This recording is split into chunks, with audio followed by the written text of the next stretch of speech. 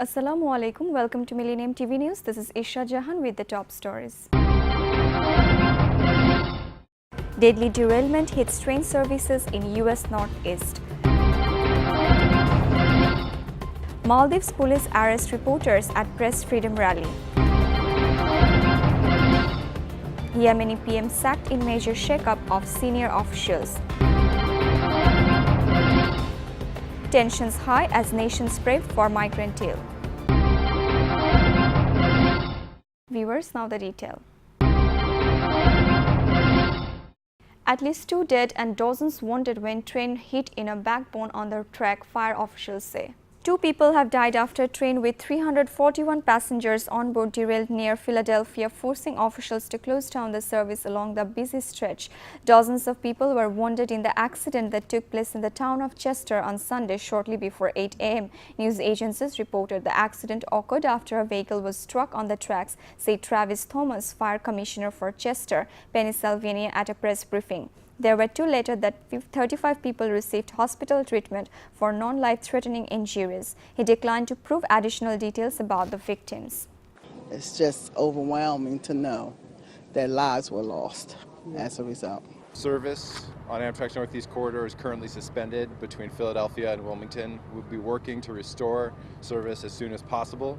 Journalists held after police fire pepper spray on a group of demanding more media freedom outside presidential office. Maldives police arrested 16 independent journalists while breaking up their demonstration against an alleged crackdown on freedom of speech in the politically troubled nation, private media outlets reported. Police on Sunday used pepper spray and roughed up reporters who were staging a sit-in protest outside President Abdullah Yaman's office in the capital Mail. According to several outlets, including the Maldives Independent website, the protest was aimed at forcing the government to withdraw its draft criminal defamation bill, which protesters fear will be used against their private media as well as political opponents in the government.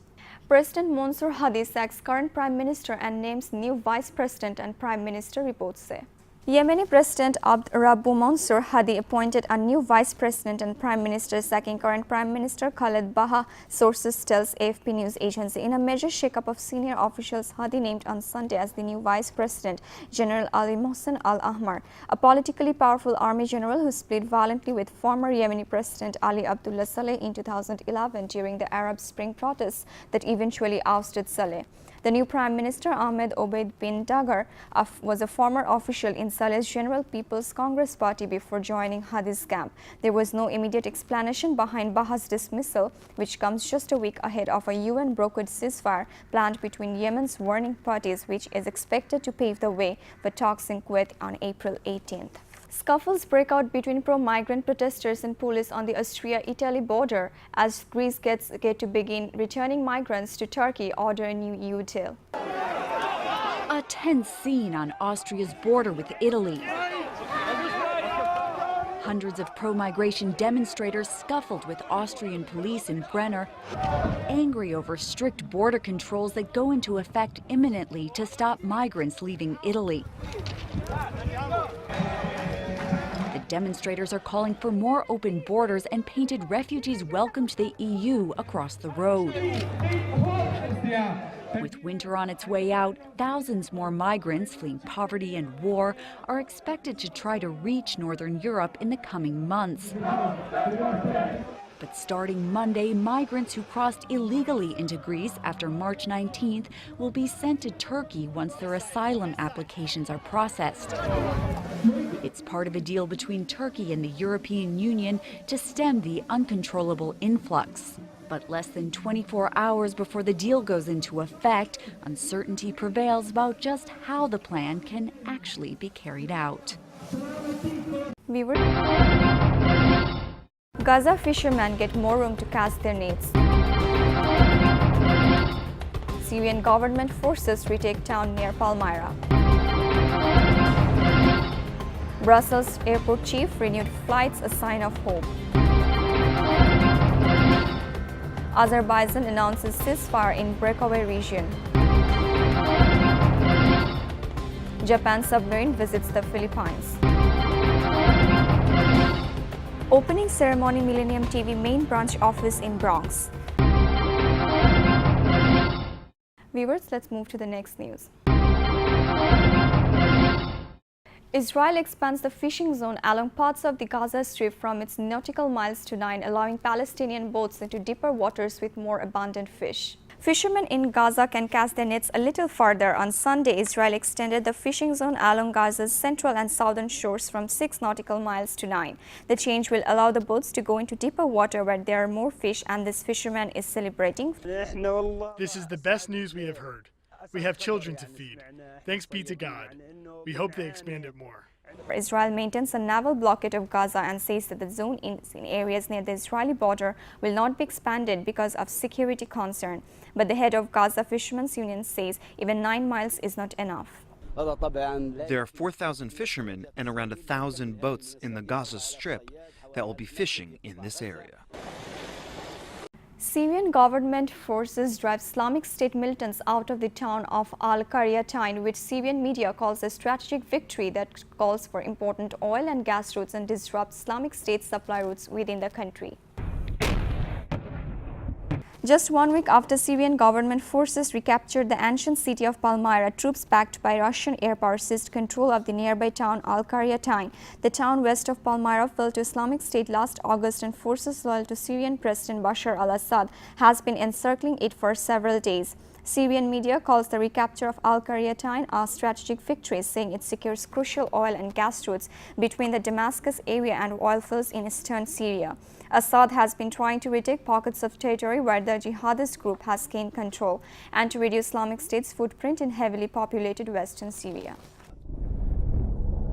A section of Belgium's main airport is open began in what its chief executive calls a sign of hope nearly 2 weeks after its departure hall was destroyed by suicide bombers in attacks that claimed 32 lives. We stand stronger. We are back. With those words, the head of the Brussels airport, Armand Feist, officially declares it open for business. A Brussels airline took flight of Sunday morning, the first passenger jet to have leave the airport since suspected Islamic militants carried out suicide attacks 12 days ago. Those bombs killed 32 people, including the 3 bombers. I think it's a very emotional moment for all of us, from me personally, of course. We've all worked, day and night, literally day and night over the last 12 days to make this moment possible.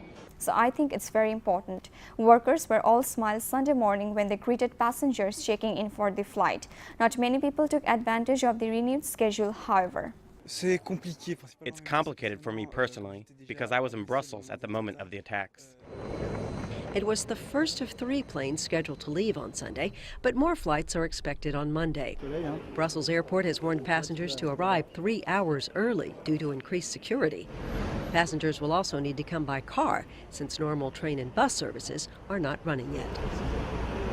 Azerbaijan President Ilham Aliyev announces a unilateral ceasefire with Armenian-backed troops over the breakaway region of the Nagorno-Karabakh, but accuses Armenia of violating international law in the fighting and says the country will strengthen its army.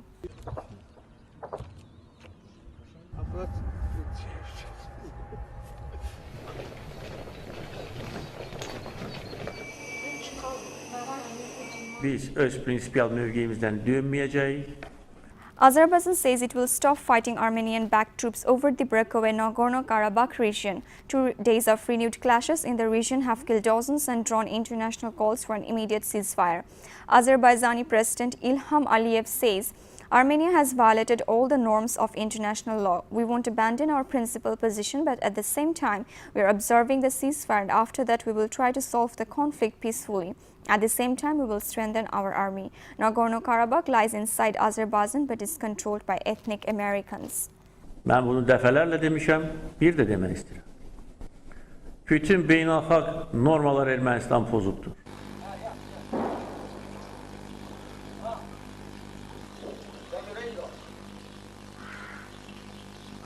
A Japanese training submarine and escort warship makes a port call to the Philippines in a show of strengthening military ties. A Japanese submarine with 2 escort warships made a port visit to the Philippines on Sunday in a show of growing military ties between the two nations. Officials from the Philippines Navy welcomed the Japanese training submarine JS Oashio along with the destroyer-class ship JS Ariake and JS Setogiri.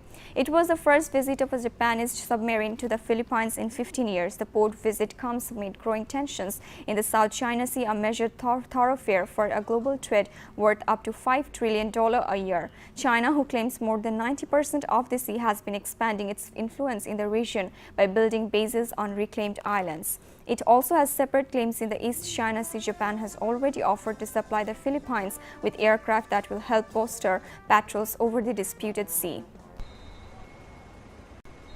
On Saturday, April 2, 2016, Millennium TV USA celebrated our opening ceremony of main office in its complex. This was organized by Millennium TV USA. The cultural show presented on behalf of opening Millennium TV USA main office.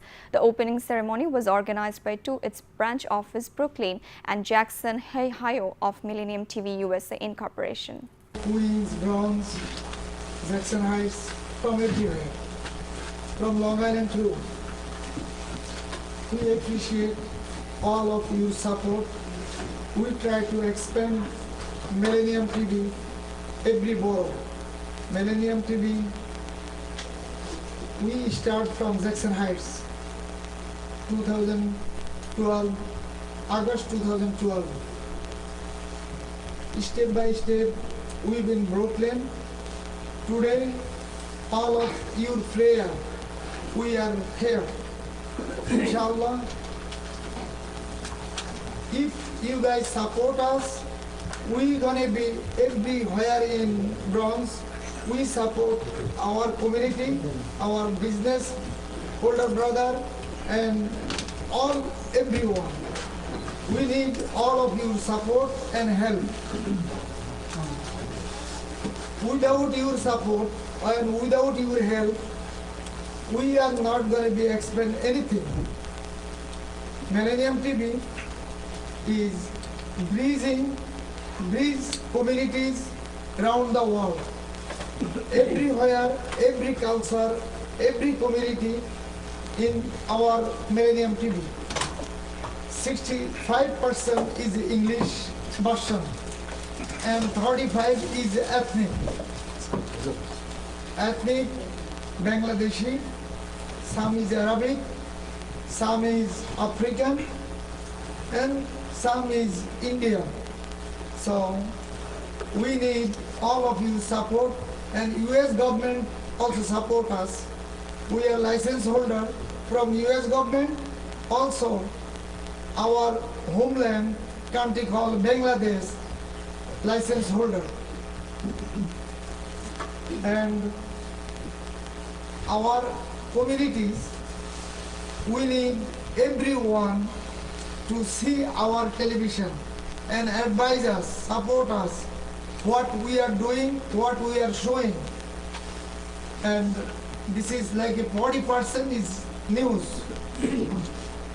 We need all communities news. What's happening our communities. These days, Allah subhanahu wa ta'ala help us. We are so many in United States. If we do right things, it's great. But our communities, so much bad thing also going on. We cannot show our broadcast. It's bad for our country, bad for our communities. So thank you for coming. We welcome all of you over here today. Thank you very much. Assalamu alaikum wa rahmatullah. Thank you, Mr. Nur Mohammed. Now, it would be my pleasure to invite the chairman of Millennium TV, Aisha Siddiqui, who will present her speech.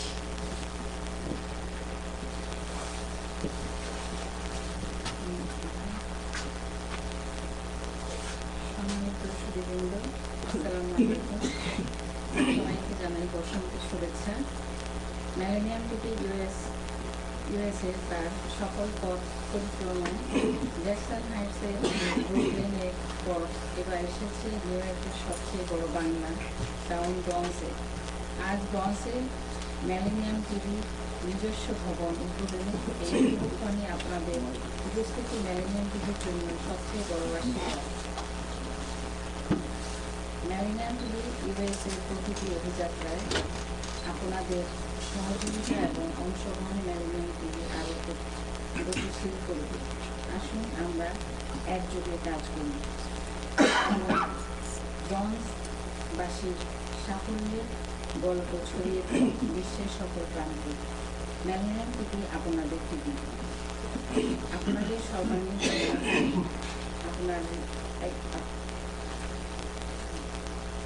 আপনাদের সর্বাঙ্গীন কামনা করি এবং আপনারা সুস্থ এবং সুন্দর থাকুন।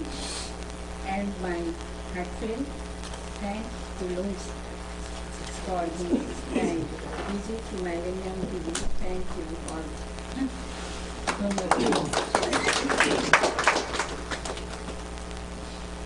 Thank you, Mrs. Aishanur, for your wonderful speech. Now it's my pleasure to invite Director Millennium TV Nishat Noor to deliver her speech. Nishat Noor.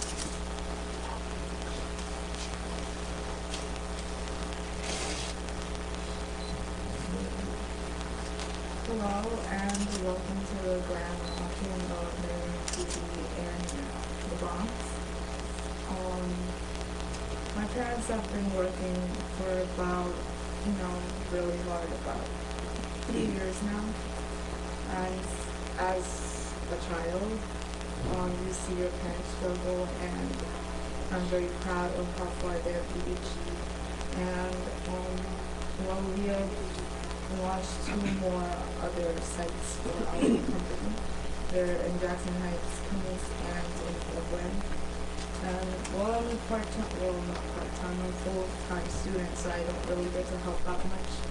But I really do hope that after I go and I have enough time, I get to help my parents out more. Thank you. Thank you, Nishat, for your wonderful speech and valuable.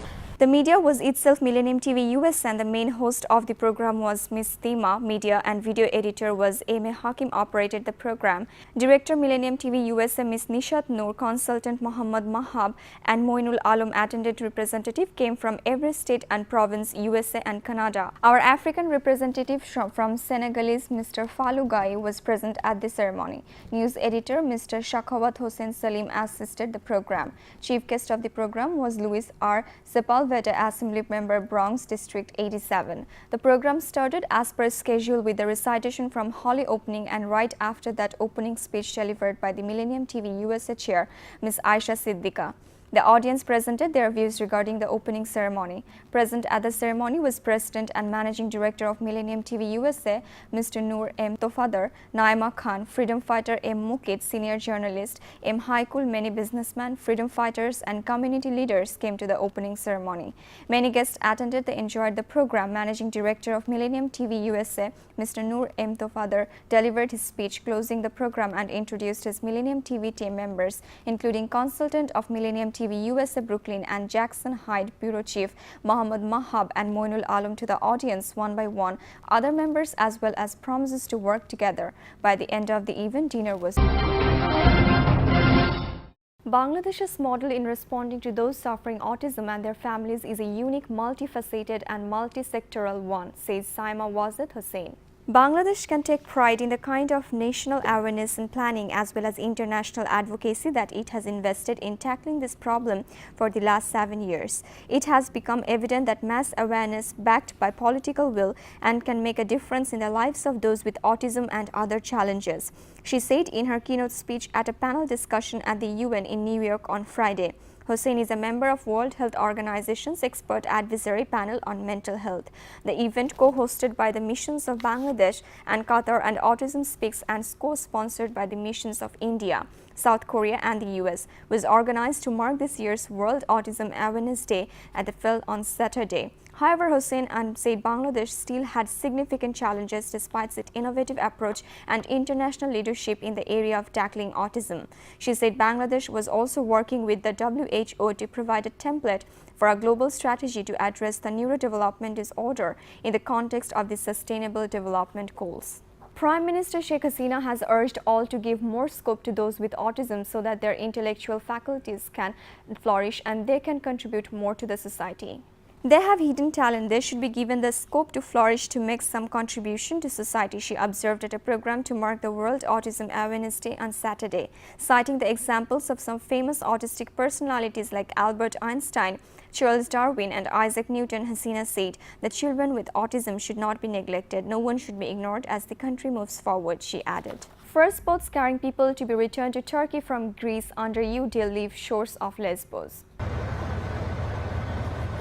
Under tight security, police on the Greek island of Lesbos have put people in boats bound for Turkey, the first to be deported under a European Union plan to stem the flow of refugees to Europe. Witnesses reported seeing two boats set sail after police boarded people who had arrived on buses. All the migrants returned are from Pakistan except for two migrants from Syria who returned voluntarily. Georgios Karitsis, a spokesman for the Government Refugee Crisis Committee, told State TV Karitsis said 136 people were deported from Lesbos and 66 from nearby island of Chios, where riot police clashed with local residents hours earlier during a protest against the expulsions.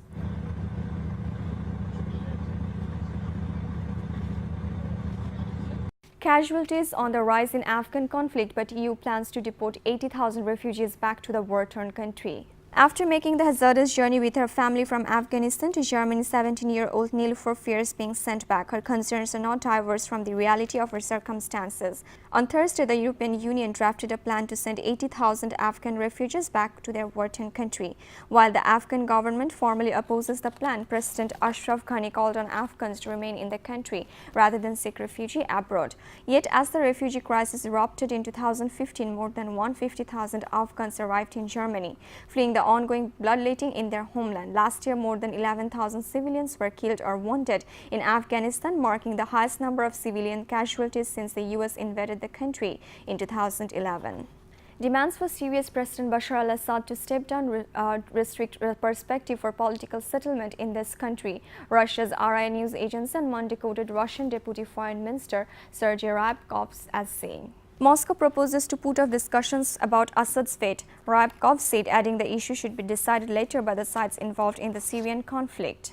As Iraqi and coalition forces prepare for Mosul offensive, more people are taking shelter in Iraq's Kurdish regions. Omar, 29, slowly hobbles his way through a small courtyard where dozens of people, including women and children, finish a metal meal of rice and beans. All of them recently escaped territory held by fighters with the Islamic State of Iraq and Levant. By crossing into Iraq's Kurdish region, they are now living in a temporary transit camp in the town of Makmur, an hour south of Erbil. Viewers, now the business news.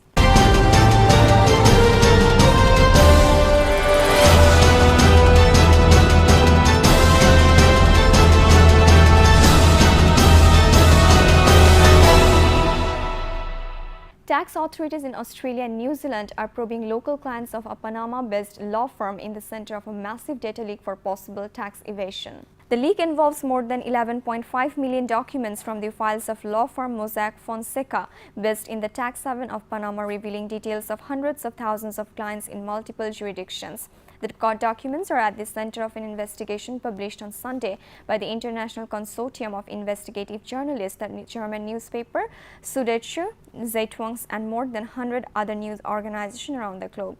The German newspaper reported it received a huge cache of documents and then shared them with other media outlets. The leaked Panama Papers over a period over almost 40 years from 1977 until as recently as December, and allegedly showed that some companies domiciled in tax havens were being used for suspected money laundering, arms and drug deals, and tax evasion. People can soon pay for a chance to experience death, cremation and rebirth at a Shanghai attraction. Even wonder what it's like to be cremated and then be reborn through a latex swamp? A business in Shanghai that's opening on Monday is hoping to give people that experience. Participants discuss life or death scenario and then asked to either sacrifice themselves or the life of another and explain why. The person with the worst explanation then dies. Lu Xie, who took part in the media preview, was voted by the other 11 people saying to go into the crematory. It gives you the chance to calm down, give in to some deeper thoughts and think about some of life's problems. I think this feeling is different.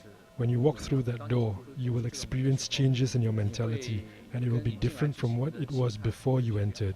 I think this is really great and very worthwhile. The entrepreneurs behind it say they want to help people forget their problems and gain a different perspective of life. A ticket to play in the game costs about $68. Viewers, now the science, technology and environment news.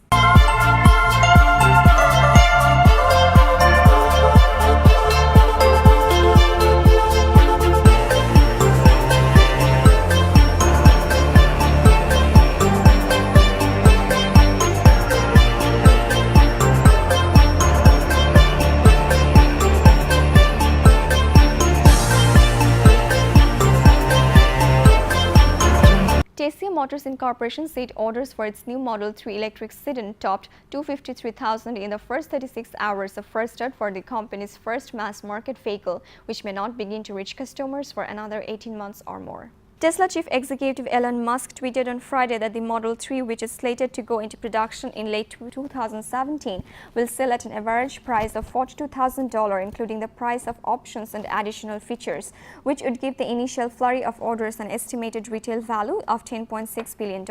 That intense interest, fanned in part by a steady stream of tweets by Musk, could help boost Tesla's stock price, which closed Friday at $237.59, up 3.4%. The stock has soared more than 60% since hitting a 12-month low in February. The car's average selling price projected by Musk is well above the $35,000 base price. Analysts earlier had said estimated the first Model 3 is off the factory line in Fremont, California, could be loaded with extra equipment and sell for $50,000 to $60,000. Tesla has undertaken a costly expansion of the Fremont plant, aiming to boost annual capacity to 500,000 by 2020, with production of the Model 3, the company's first mass-market car, ramping up slowly through 2019. Jeff Bezos' space transportation company Blue Origin successfully launched and landed for the third time a suborbital rocket capable of carrying 6 passengers, taking another step in its path in developing reusable boosters, the company said on Saturday. 1-0. Liftoff. New Shepard is clear with tower. The New Shepard rocket and capsule blasted off from a launch site in West Texas on Saturday at an undisclosed time and landed minutes later back on the landing pad, the company said. The capsule, which was flying autonomously, parachuted to a nearby site and was recovered, the company said. Perfect booster landing, Bezos wrote on Twitter. Blue Origin declined to comment on the test but said on Twitter, "Congrats Blue Team on today's flight." Saturday's flight marks the third successful launch and land for the rocket, with similar missions completed in January and November. Bezos, the founder of Amazon.com Incorporation, said earlier this month that Blue Origin expects to begin crewed test flights and the New Shepard next year and begin flying paying passengers as early as 2018.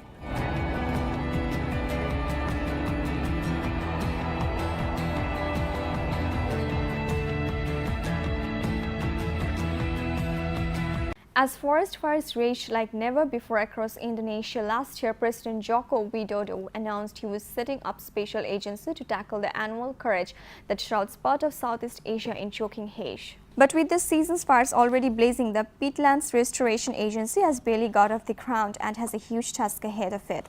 Nazir Fouad, who was appointed to lead the body, told Reuters it needed at least $1 billion in funding over 5 years, but the government was unlikely to allocate a budget for another 2 months.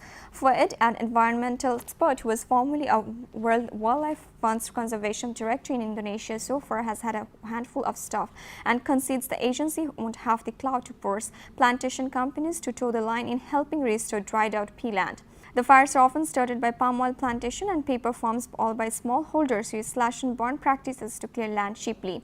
Peat is soil and found in many parts of Indonesia, with particularly flammable when dry, often causing fires to spread beyond their intended areas. The authority to issue or freeze licenses lies with the Environment Ministry and local governments, not with the agency, Fouad said, referring to permits needed to operate the plantations that dominate swaths of the nation's landscape. Viewers, now the entertainment news.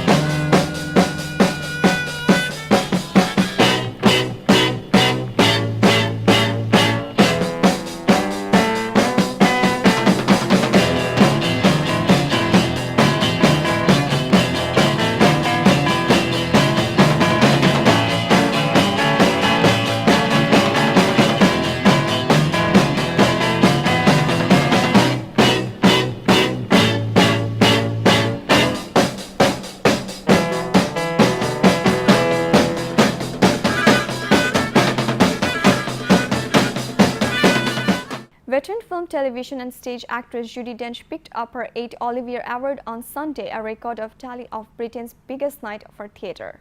The 80-year-old scooped the Olivier for Best Actress in a Supporting Role for The Winter's Tale. Ladies and gentlemen, I'm absolutely livid as I bet with my grandson, which I have now lost and I'm never going to allow to forget it, Dench said in her acceptance speech. I know everybody says what a wonderful time they had doing something. I can truly say this time that in The Winter's Tale, it was absolutely memorable time for me. Asked backstage if she had any plans to slow her work down, Dench told Reuters, "Who wants you to slow down? No, I want to be employed. It's putting the car in the garage that you will never get it started." Gypsy picked up 4 prizes, the most awards for a single production on the night, including Best Musical Revival and Best Actress in a Musical for Imelda Staunton, who opened the glitzy London ceremony in character as Mama Rose. Chris Stapleton, in his breakthrough year, took home more hardware at the Academy of Country Music Awards on Sunday, winning Male Vocalist of the Year, Album of the Year with Traveler, and Song of the Year with Nobody to Blame. Before successes of his own, the bearded Kentucky-born singer wrote or co-wrote 6 #1 hits for some of the country's biggest stars. His 2015 debut studio album Traveler also won a Grammy Award earlier this year for Best Country Album. "Thank you everybody and thank you for being so kind to me," he said after winning the Best Male Vocalist. In other major awards, Jason Aldean won Entertainer of the Year. Miranda Lambert won the Female Vocalist of the Year award and took the stage to perform Tush with Keith Urban and ZZ Top's Billy Gibbons. Viewers, now the sports news.